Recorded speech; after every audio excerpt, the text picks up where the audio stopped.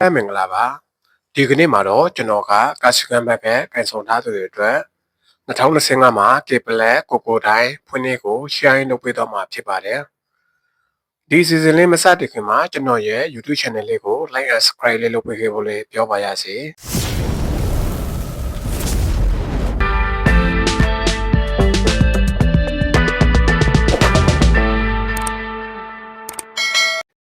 โอเคဒါဆိုရင်တော့ကျွန်တော်နဲ့တူတူဆက်ပြီးတော့ကြည့်လိုက်ရအောင်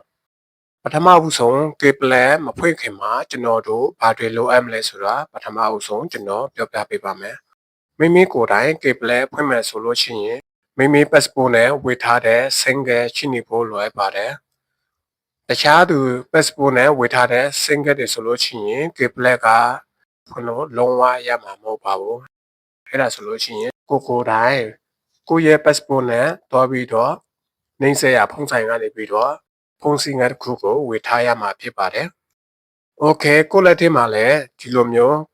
ကိုယ်တိုင်ကိုယ့်ရဲ့ passport နဲ့ဝေထားတဲ့ single တစ်ခုရှိပြီဆိုလို့ရှိရင်ကေပလက်ဖွင့်လို့ရပြီဖြစ်ပါတယ်โอเคအဲ့ဒါဆိုလို့ရှိရင်ကျွန်တော်နဲ့တူတူဆက်ပြီးတော့ကြည့်ပါမယ်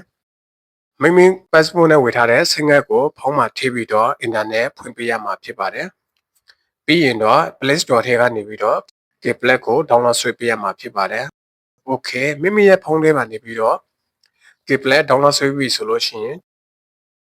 Kplet ကိုတစ်ခါဖွင့်ပေးပါမယ်ပြီးရင်တော့ဒီနေရာမှာကျွန်တော်တို့ alarm ကိုတစ်ခါထပ်လိုက်ပေးလိုက်ပါမယ်โอเคဒါပြီးရင်တော့ဖုန်းကနေပြီးတော့အကုန်လုံးထိုင်းစာတွေနဲ့ပေါ်နေမှာဖြစ်ပါတယ်ကျွန်တော်တို့ကထိုင်းစာကိုနားလည်တယ်ဆိုလို့ရှိရင်ဒီတိုင်းကြည့်ပြီးတော့ next ကိုနှိပ်တော့ရုံပါပဲကျွန်တော်ကဒီနေရာမှာအင်္ဂလိပ်စာပြောင်းပြီးတော့ဝင်ပြပေးတော့မှာဖြစ်ပါတယ်โอเคအဲ့ဒါဆိုလို့ရှိရင်အပေါ်မှာရှိတဲ့အင်္ဂလိပ်ကိုတစ်ခါနှိပ်ပေးလိုက်ပါမယ်ပြီးရင်တော့ဒီနေရာမှာကျွန်တော်တို့ဟိုအရင်တုန်းကဖွင့်ခဲ့တဲ့ Kplet တွေနဲ့လုံးဝကော်ချားသွားပြီဖြစ်ပါတယ်ဒီနေရာမှာကျွန်တော်တို့ခုနကခုလက်ရှိဖုန်းထဲမှာ internet ဖွင့်ထားတဲ့ဖုန်းနံပါတ်ကိုဒီနေရာမှာထည့်ပေးရမှာဖြစ်ပါတယ်โอเคဖုန်းနံပါတ်ထည့်ပြီးပြီဆိုလို့ရှိရင်ဒီအောက်မှာရှိတဲ့ done ကိုတစ်ခါထပ်လိုက်ပေးပါမယ်ပြီးရင်တော့ confirm ကိုတစ်ခါထပ်လိုက်ပေးလိုက်ပါမယ်နော်โอเคဒီနေရာမှာကျွန်တော်တို့ထည့်လိုက်တဲ့ဖုန်းနံပါတ်ထည့်ကိုကာစီကံပိုင်ရုံးကနေပြီးတော့ကုန်းနံပါတ်6လုံး message လာပို့ပေးမှာဖြစ်ပါတယ်အဲ့ဒီ message ကိုဒီ OTP ဆိုတဲ့နေရာလေးမှာထည့်ပေးရမှာဖြစ်ပါတယ်โอเคဒီမှာပို့လာပါပြီအဲ့ဒီနေရာမှာအဲ့ဒီကုန်းနံပါတ်6လုံးကိုဒီနေရာမှာမှန်အောင်ရေးထည့်ပေးပါမယ်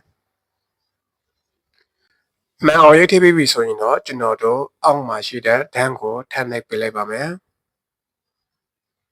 ပြီးရင်တော့ confirm ကိုထပ်နှိပ်ပေးလိုက်ပါမယ်နော်ပြီးရင်တော့ကျွန်တော်တို့ဒီလိုမျိုးပေါ်လာလို့ရှိရင်အပေါ်မှာရှိတဲ့ free use as ဆိုတဲ့နေရာလေးကိုနှိပ်ပေးလိုက်ပါမယ်ပြီးရင်တော့ alarm ကိုထပ်နှိပ်ပေးလိုက်ပါမယ်နော်โอเคဒီလိုမျိုးပေါ်လာပြီဆိုလို့ရှိရင်ကျွန်တော်တို့ next နဲ့ကြော်လိုက်ပါမယ်နောက်တစ်ခါ next ကိုထပ်နှိပ်ပေးလိုက်ပါမယ်โอเคပြီးရင်တော့နောက်တစ်ခါကျွန်တော်တို့ကြာရောနဲ့ register Kplet ဆိုတဲ့နေရာလေးကိုထပ်နှိပ်ပေးလိုက်ပါမယ်ပြီးရင်တော့မိမိ passport နံပါတ်ကိုအပေါ်မှာထည့်ပေးရပါမယ်ဒီ passport ထည့်တဲ့နေရာမှာကျွန်တော်တို့မိမိ passport အထဲမှာရှိတဲ့ CC တို့ MF တို့စတဲ့အင်္ဂလိပ်အခရာတွေကိုပါတစ်ပါးတည်းထည့်ပေးရပါမယ်ပြီးရင်တော့ဒီအောက်နားလေးမှာ passport စာအုပ်ထဲမှာရှိတဲ့မွေးနေ့အမှန်ကိုကျွန်တော်တို့ထည့်ပေးရမှာဖြစ်ပါတယ်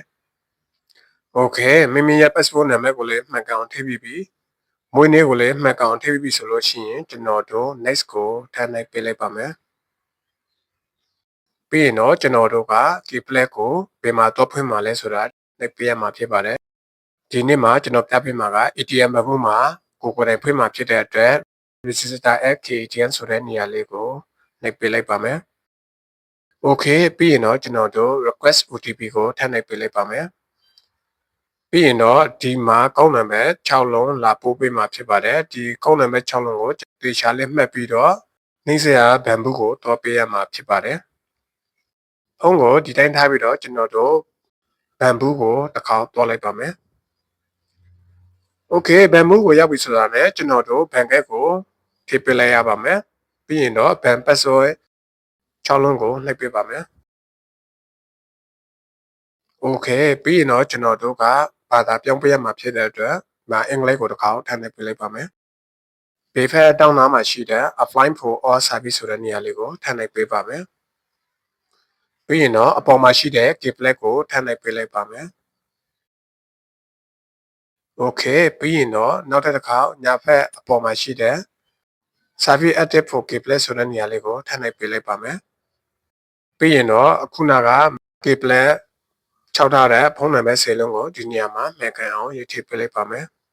ဖုန်းနံပါတ်ရေးထည့်ပြီးပြီဆိုတာနဲ့ဒီအောက်နားလေးမှာရှိတဲ့ correct ကိုတစ်ခါထပ်နေပေးလိုက်ပါမယ်ခုနကဖုန်းထဲမှာပေါ်နေတဲ့ OTP ကုတ်နံပါတ်6လုံးကိုဒီနေရာမှာနှိပ်ထည့်ပေးပါမယ်ပြီးရင်တော့ correct ကိုတစ်ခါထပ်နှိပ်ပေးပါမယ်မိမိ keypad မှာထားမယ်ချိုးဝဲနံပါတ်6လုံးကိုဒီနေရာမှာထည့်ပေးပါမှတ်ရလေအောင်လို့ဘန်က password 6လုံးကိုပဲရေးထည့်ပေးတာပိုကောင်းပါတယ်မိမိထားခြင်းနဲ့ password 6လုံးကိုဒီနေရာမှာထည့်ပေးပါမယ်တေချာလေးတော့လိုက်မှတ်ပေးပါပြီးရင်တော့နောက်တစ်ခါ template ကိုနှိပ်လိုက်ပါမယ်ပြီးရင်ခုနကထည့်ခဲ့တဲ့ password 6လုံးကိုရေးထည့်ပေးလိုက်ပါမယ်ပြီးရင်တော့ then spread ကိုတစ်ခါနှိပ်ပေးပါ Okay ပြီးရင်ကျွန်တော်တို့ဒီနေရာမှာ conference ကိုနှိပ်ပေးပါမယ် select ထွက်လာပြီဆိုလို့ရှိရင် register လုပ်တာအဆင်ပြေတော့ပြီပဲဖြစ်ပါတယ်ပြီးရင်တော့ bank ကိုယူပြီးတော့ဖုန်းလေးကိုတစ်ခါထပ်သွားရအောင်ကဲဖုန်းကိုဖွင့်လိုက်တာနဲ့ကျွန်တော်တို့ဒီနေရာမှာဒီလိုပဲပေါ်နေမှာဖြစ်ပါတယ်အဲ့လိုပေါ်နေတယ်ဆိုလို့ရှိရင်ကျွန်တော်တို့ဖုန်းကိုဖုန်းပြီးနဲ့အပြင်ကိုထွက်လိုက်ပါမယ်ပြီးရင်တော့ဖုန်းကိုနှိပ်ပြီးတော့အကုန်လုံးကို clear တစ်ခါလုပ်လိုက်ပါမယ် Okay clear လုပ်ပြီးပြီဆိုတာနဲ့ keypad ကိုနောက်ထပ်တစ်ခါအသေးပြန်ဝင်ကြည့်ပါမယ် Okay ဒီနေရာမှာမိမိရဲ့ passport နံပါတ်ကိုမှန်မှန်ကန်ကန်ထည့်ပေးလိုက်ပါမယ်နော် passport နံပါတ်ထည့်ပြီးပြီဆိုတာနဲ့မှာ next ကိုထပ်နှိပ်ပေးလိုက်ပါမယ်ပြီးရင်တော့ enter keypad ကိုထပ်နှိပ်ပေးပြီးတော့အခုနောက်ကဗန်မှုမှာထည့်ခဲ့တဲ့ keypad password 6လုံးကိုရိုက်နှိပ်ပေးလိုက်ပါမယ် Okay ပြီးရင်တော့ဒီလေးထံခေါ်လေးမှာအမှန်ကိုချစ်လိုက်ပါမယ်ပြီးရင်တော့အဆက်ကိုထပ်နှိပ်ပေးပါမယ်ပြီးရင်တော့ဒီလိုမျိုးပေါ်လာရင် next ကိုထပ်နှိပ်ပေးလိုက်ပါမယ် Okay ပြီးရင်တော့ဒီနေရာမှာ skip ကိုထပ်နှိပ်ပေးပါမယ်ပြီးရင်တော့ next ကိုထပ်နှိပ်ပေးပါမယ်ဒီလိုမျိုးပေါ်လာရင် confirm ကိုထပ်နှိပ်ပေးပါ